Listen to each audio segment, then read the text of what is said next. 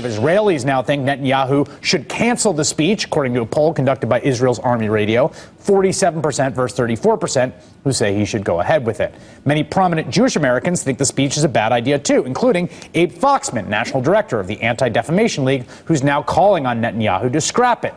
While Israeli diplomats have reportedly been warning that Israel's friends in the U.S. fear it will harm the ties between the two countries. Benjamin Netanyahu is no shrinking violet. The man is determined to protect his country, his people, and his religion at any cost. And with one scheduled appearance, he is either going to infuriate his greatest ally, or he will infuriate the people back home who are tired of being bombed and terrorized. Benjamin Netanyahu is indeed at a crossroads, and the direction he takes will impact a good part of the world, especially the United States. Our guest is founder of the Shiloh Israel Children's Fund, the former mayor of Shiloh, and the author of Sparks from Zion. Let's welcome back David Rubin into MidPoint. David, it's a pleasure to talk to you again. Well, thank you, Ed. Good to be back with you. We hear all these different numbers, and we just had it here as we came into the segment, telling us that the people of Israel want Benjamin Netanyahu to cancel his speech to Congress. Is that true? Well, it depends on which people. It depends on which side of the political spectrum they're on. The fact is that the announced speech has caused a bit of a furor on both sides of the ocean. Over in Israel, the left wing of the political spectrum, his main opponents in the elections, Herzog and Livni, are going crazy because they're very concerned that he's going to make a speech on the level of Winston Churchill that I believe needs to be made. But they're very concerned about that because they feel it might impact the elections. Well, let's just get to that. You mentioned they're something like a attacking. Winston Churchill might say, David. What exactly do you mean by that? A declaration of war?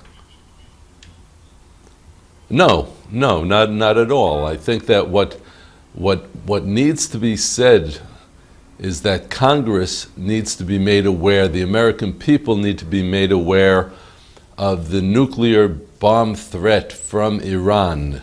Let's remember that Iran is the world's greatest sponsor of terrorism.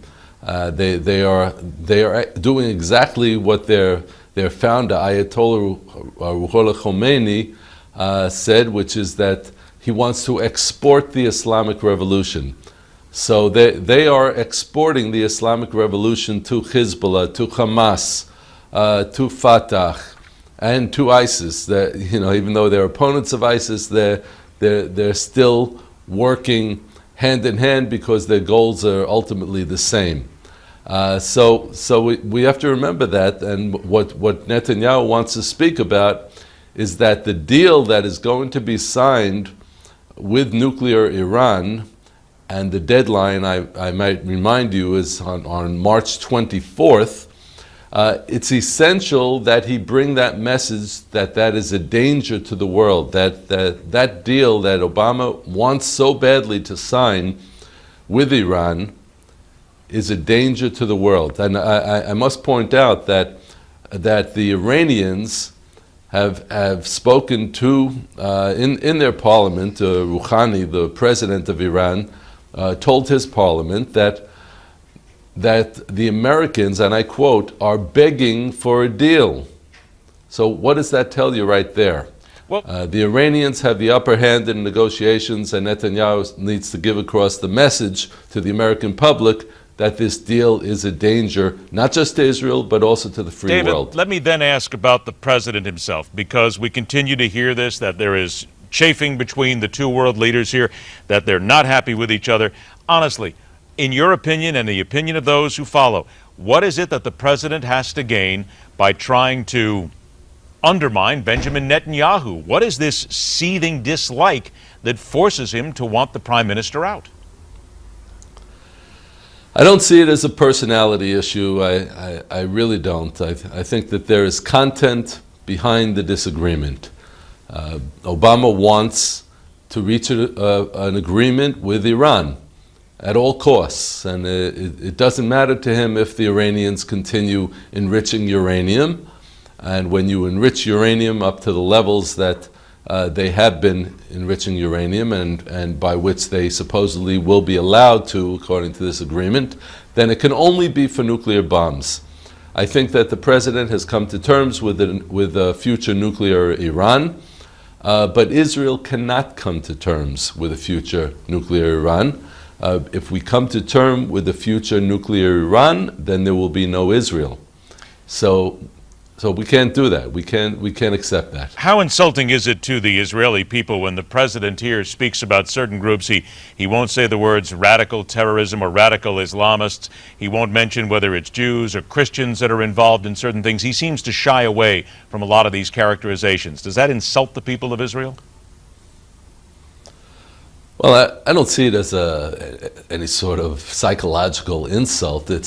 But it is a big mistake, because he's not calling a spade here. He is not calling the Islamic terrorism what it is. Terrorism isn't an enemy. Terrorism is a strategy that is used by an enemy, which is the Islamic ideologues who are seeking to take over the world, to destroy Western civilization, and to change it from a Judeo-Christian civilization to an Islamic civilization. And if that happens, then everyone is in trouble, because then Sharia law, that oppressive law that says that it's okay for a man to beat his wife, that says that all non-Muslims are second-class citizens, that would come into effect, and the whole world will be in trouble. The entire free world is in serious danger.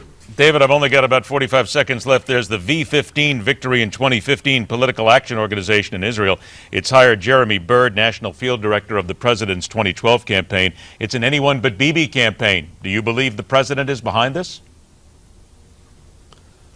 Well, I believe it. We don't have any specific proof of it at this point, but it's clear.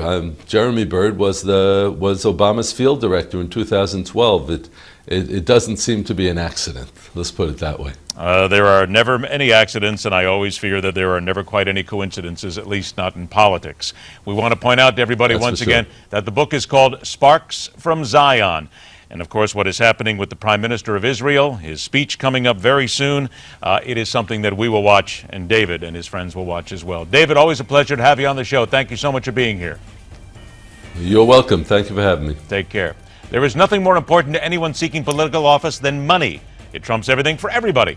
And what we're seeing now is people thinking once again of following that money and rooting out the corruption, if indeed they can find it. We'll talk about that and so much more when we question everything. MidPoint continues.